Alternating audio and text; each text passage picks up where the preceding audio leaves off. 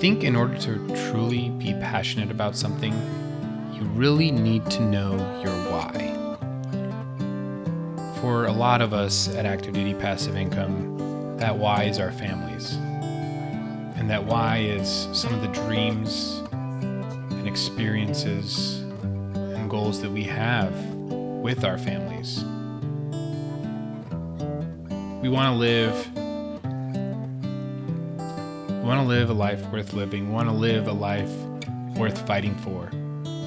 And when our children grow up so quickly, there are certain things that come along the way that can be stressful. And if you don't have the right education, the right support system, the right network, taking action and preparing for what life might throw at you isn't that easy.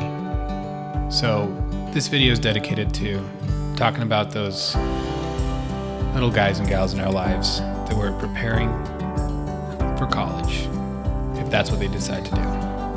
And most importantly, how to pay for it.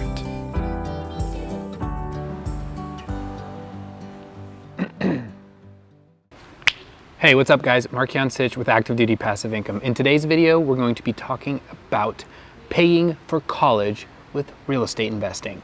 Now, there are so many ways to pay for college, and there's so many arguments about what the best way to do it is, and I'm not going to take any sides. All I'm going to do is I'm going to give you the various different options, and the last one being a complete blend of several different techniques, including real estate investing, and how it can potentially, if you do it right, make you a lot more wealthy and cash flow positive if that is your goal. So without further ado, let's dive in.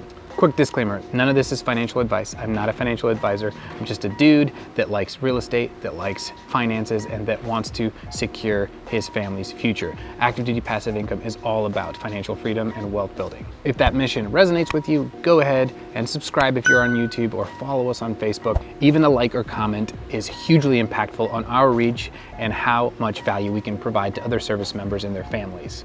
Also, none of the options that I'm going to be discussing in this video are the end-all be-all. I'm sure there's millions of different ways that you can figure out how to pay for your kids' college in the future, but those in this video are just a few that I decided to discuss for the purposes of the education that I'm trying to provide and things that I have been thinking about in my own financial planning with my family.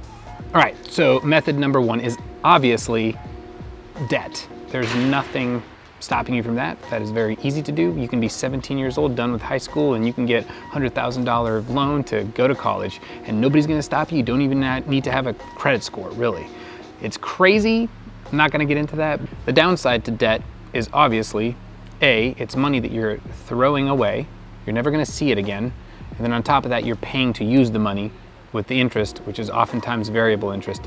Not a good solution, right? So as far as wealth building and cash flow building, I would say that this is the worst option. The second option is cash. So whether you decide to save up a bunch of money for your kids' college in a savings account, a mutual fund, or a 529, whatever you decide to do, you could just pay with cash, right? You can just save that money, save it up for 18 years or however long you want to until your kid is ready to go to school, and plunk that money into it. Now, paying for cash is also not that great wealth-wise and cash flow-wise, because again, this money that you've accumulated, you are now spending.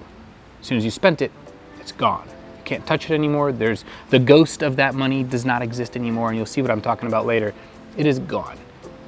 The third option is real estate investing and cash flow. So the strategy here is different than paying for tuition with cash or with 529s or with debt, because what you're doing is as you're saving up that money, when you reach a certain threshold, you buy a cash flowing rental property. Let's try to compare the cash flow with real estate to saving the money. Okay, with saving the money, again, you have some kind of account, some kind of fund, you put it away, then you spend it on the tuition. With the real estate one, you do the same thing, except for when you have a certain amount of money, enough to pay for a down payment on a cash flowing rental property, you use that to buy the rental property now.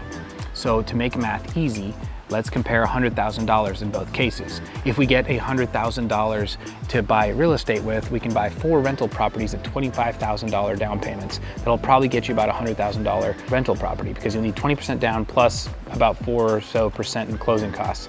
So again, 4 rental properties, cash flowing $200, $250 each, now exist in your portfolio and are now your kid's college fund, right? So why is that different in the actual outcome of how it's going to pay for college? Well, now if your child decides to get into college loan or student loan debt, it's totally cool, it's fine, because let's say the payments are $800 or even $1,000.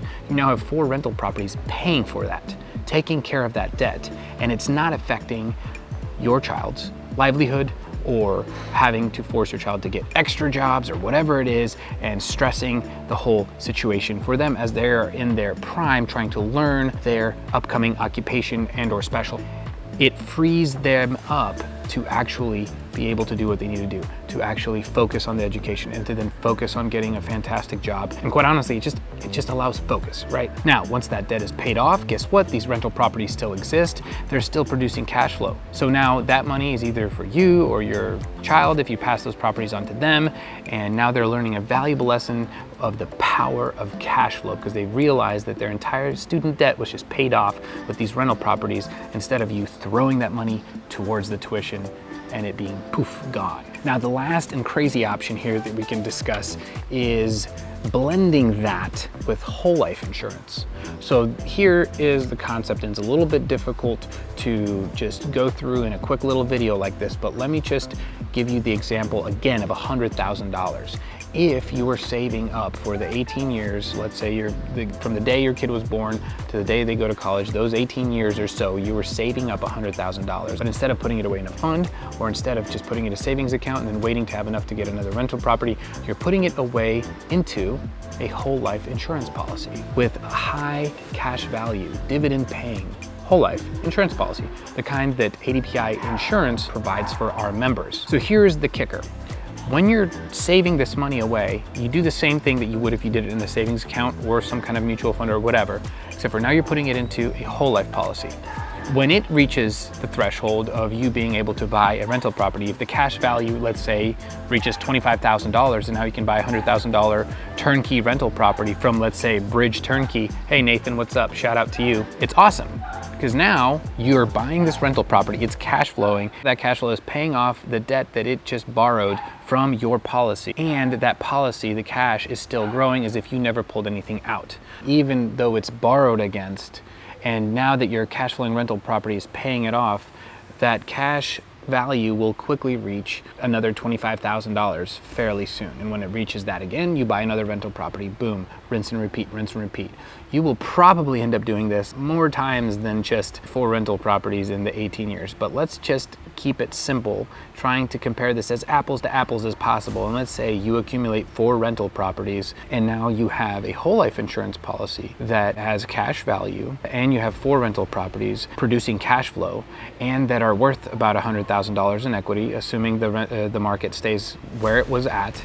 And your child can now have the option of whether they want to borrow from your whole life policy and pay your whole life policy back, which is crazy because now your money exists in 3 different places. You have cash flow, you have equity in the houses, so if you, worst case scenario, you can sell the houses, and it also exists in the whole life policy. All of these are leverageable and or liquidatable and are able to be used towards college.